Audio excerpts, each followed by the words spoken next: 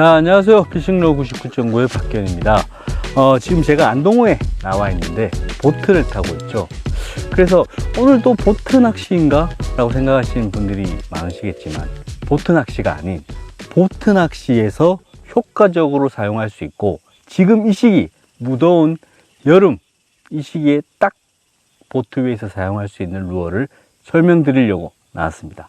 오늘 제가 설명드릴 루어는 댓글이나 제 개인 쪽지로도 많이 좀 설명을 좀 해달라고 요청을 했었던 바로 딥 크랭크 베이트입니다.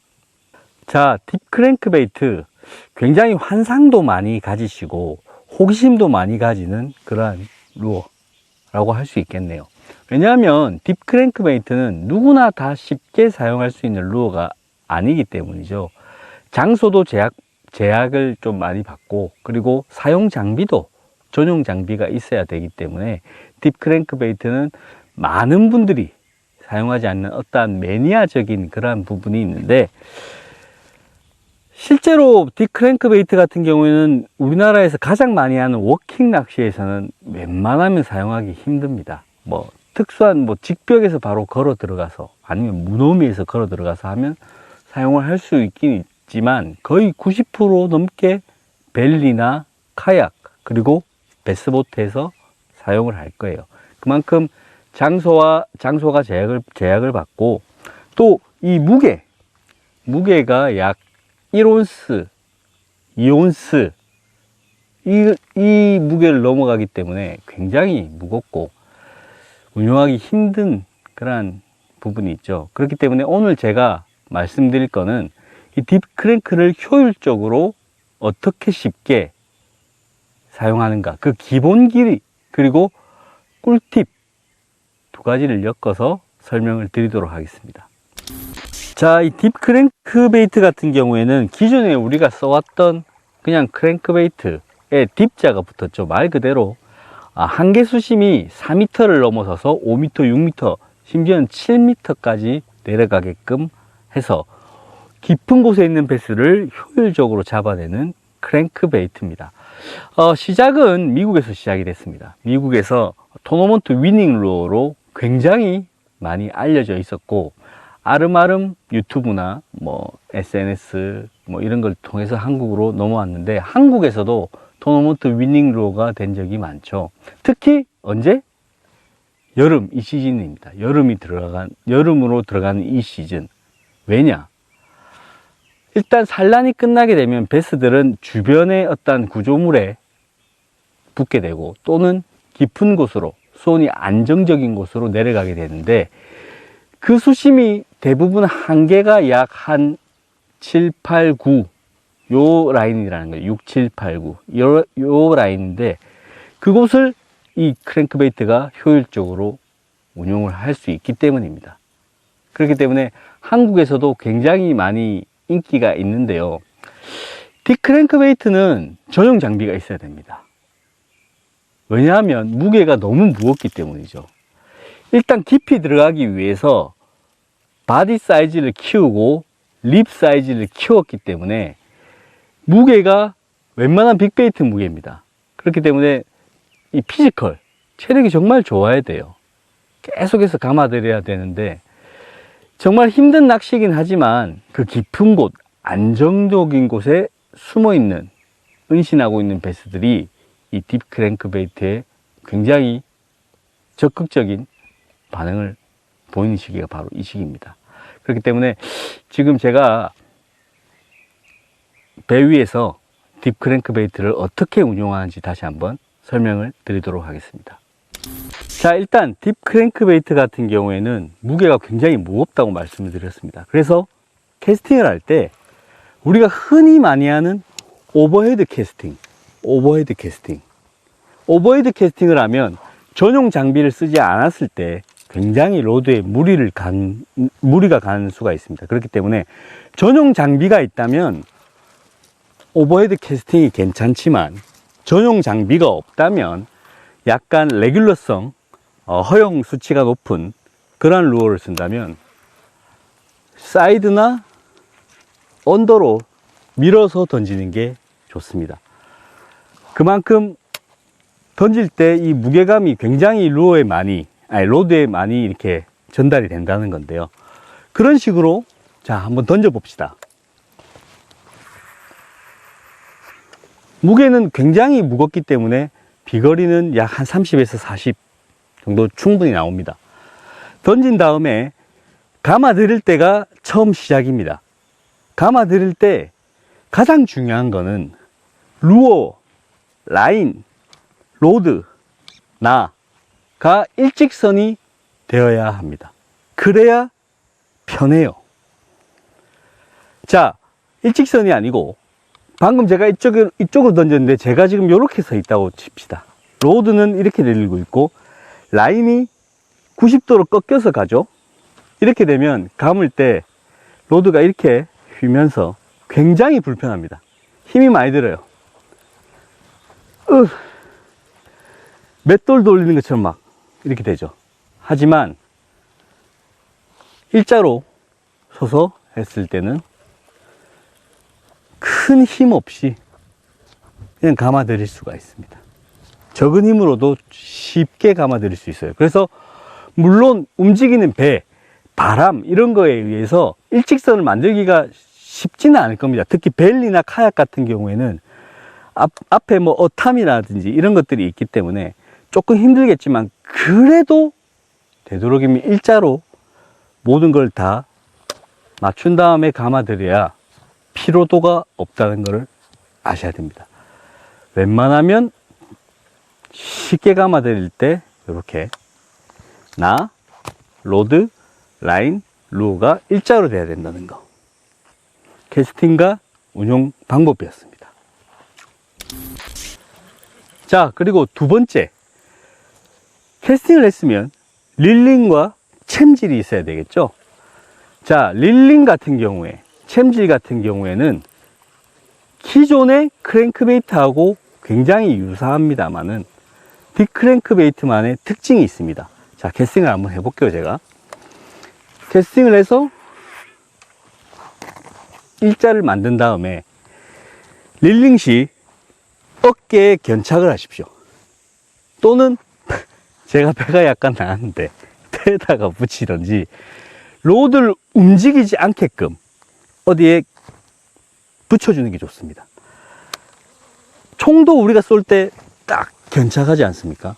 로드도 마찬가지입니다. 흔들림 없이.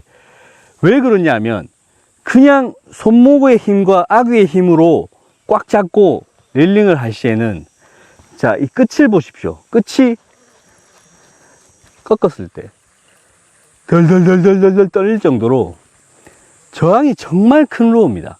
그렇기 때문에 이 힘만으로 이렇게 끌어들이다가는 오래 사용할 수 없어요. 몇 번 던지고 힘들다 안 하거든요. 그렇기 때문에 그런 식으로 감아들이지 마시고 던진 다음에 견착을 해서 단단하게 고정한 다음에 감아들이십시오. 그리고 릴링 같은 경우에는 천천히가 기본인데 처음에 입수시킬 때는 약간 속도를 내서 이렇게 속도를 낸 이유는 크랭크베이트가 자세를 잡고 빨리 들어가게끔 하기 위함입니다. 처음부터 끝까지 천천히 감아도 물론 무방합니다만은 던진 다음에 물에 떠 있는 걸 보고 약간 힘을 줘서 싹 감은 다음에 어느 정도 수심에 들어갔다 싶으면 천천히 감으면 좋습니다. 이 밸런스도 그렇게 해서 오면 굉장히 타이트하게 이렇게 움직이면서 이쪽으로 오거든요. 그렇기 때문에 캐스팅 후 릴링과 이 고정 굉장히 중요하다 말씀드리고 싶습니다. 자, 세 번째입니다. 이 딥크랭크베이트는 독특한 특징이 있죠. 딥크랭크베이트 로드만의 특징, 글라스가 들어간 로드가 있다. 글라스는 유리 소재인데 굉장히 오래된 소재죠. 무겁고 해서 요즘에는 거의 쓰지 않습니다만은 희한하게 딥크랭크베이트에서는 씁니다. 왜냐? 이 요스가 넘어가는 딥크랭크베이트를 사용하다 보면 이 덜덜거리는 힘에 의해서 로드에 엄청난 부하가 걸립니다. 막 떨립니다. 막 그런 식으로. 그런데 글라스는 그 부하를 어느 정도 흡수해주는 완충작용을 하거든요. 그렇기 때문에 글라스 로드야말로 딥크랭크베이트를 위해서 만들어졌다. 하지만 너무 무겁다. 200g짜리 넘는 이런 글라스 쓰기에는 체력도 안 받쳐주고 하는데, 이 JS 컴퍼니에서 S2 글라스라는 신소재를 만들면서 카본과 결합시켜서 카본의 가벼움, 카본 로드만이 가지는 그 경쾌함, 이런 것들이 딥크랭크 로드에 들어갔고, 글라스가 가지고 있는 어떤 완충작용, 끈끈함, 이런 것들이 믹스가 돼 가지고 굉장히 좋은 딥크랭크 베이트 로드가 나왔다, 그렇게 말씀드리고 싶네요. 제가 사용해 보니까 휘임새도 굉장히 좋고, 투피스입니다. 투피스가 원래는 휘임새가 이렇게 아름답게 휘어지는 무빙 루어 계열에서는 거의 쓰지 않는데, 최근에는 투피스 제작 기술도 굉장히 좋아졌고, 이 휘임새가 휘어 들어가는 이 부분, 그 부분을 의도적으로 일반 투피스랑은 좀 다르게 해서 전혀 영향이 안 받도록 만들어낸 투피스라고 보시면 되겠습니다. 그리고 릴 같은 경우에는 굉장히 중요한 건데 저기어비가 필요합니다. 제가 지금 사용하고 있는 것도 저기어비 5점대와 파워 핸들이 있습니다.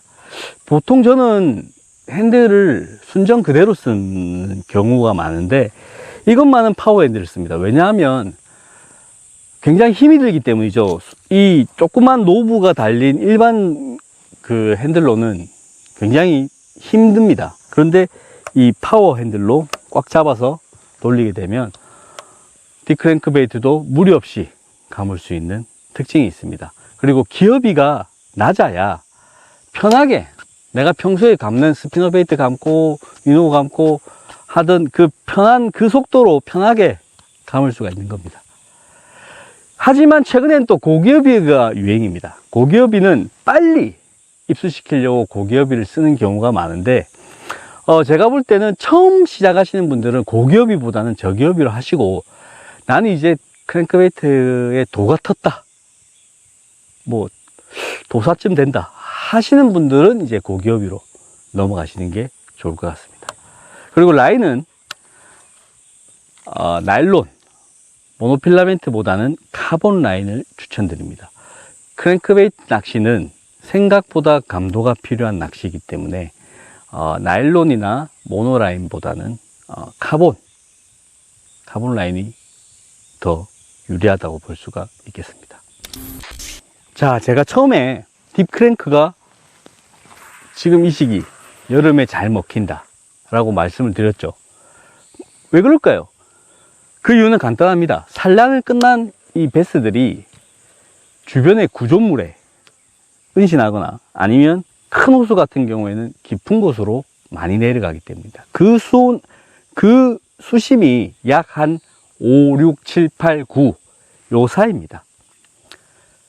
이 대형댐에서 특히 딥크랭크베이트가 잘 먹히는데, 5, 6, 7, 8, 9 수심에 만약에 나무가 이렇게 올라와 있고, 그 나무의 탑 제일 높은 부분이 약 한 5m라고 봤을 때, 딥크랭크베이트는 5m를 유영하고서 6m까지 갔다가 스테이 시키고 떠오를 때 이 5m 나무에 붙어 있던 베스들이 올라오는 경우가 많습니다. 즉 깊은 수심과 구조물 다 충족시켜주는 그러한 곳에 베스들이 지금 많이 있고, 그것을 공략하기 굉장히 좋은 루어가 딥크랭크베이트입니다. 사실 싱킹 루어, 알라바마 리그라든지 이런 것들도 충분히 할 수가 있습니다. 하지만 그러한 싱킹 루어는 말 그대로 싱킹입니다. 구조물과 깊은 곳에 붙어 있는 베스에게 오랫동안 보여주려면 싱킹보다는 슬로우 플로팅이다. 플로팅. 그러면 뭘까요? 크랭크베이트죠. 크랭크베이트가 가라앉진 않고 본인이 원하는 포인트에 안착했을 때 스테이를 주면 천천히 올라오거나 아니면 굉장히 뭐 빠른 속도로 올라오거나 해서 그 밑에 있는 베스들에게 어필을 한다는 거죠. 그냥 가라앉아 버리면 베스가 그 가라앉는 루어에 따라가서 대응하기는 굉장히 어렵습니다. 그렇기 때문에 지금은 떠오르는 또는 천천히 떠오르는 이러한 딥 크랭크베이트가 굉장히 효율적입니다. 물론 30도가 넘고 정말 힘든 땡볕에서 감고 있자면 본인도 굉장히 힘들겠지만 감다가 갑자기 들어오는 그 입질 물러덩 또는 덜컥 꾹 물고 들어가는 그 입질은 이 더위하고는 비교할 수가 없죠. 그렇기 때문에 정말 힘든 낚시긴 하지만 제가 알려드린 요령, 꿀팁 그리고 전용 장비를 한번 가지고 한번 사용을 한번 해보세요. 생각보다 어렵지 않고 생각보다 큰 고기가 무는 낚시가 바로 이 낚시입니다. 딥 크랭크베이트 한번 도전하십시오.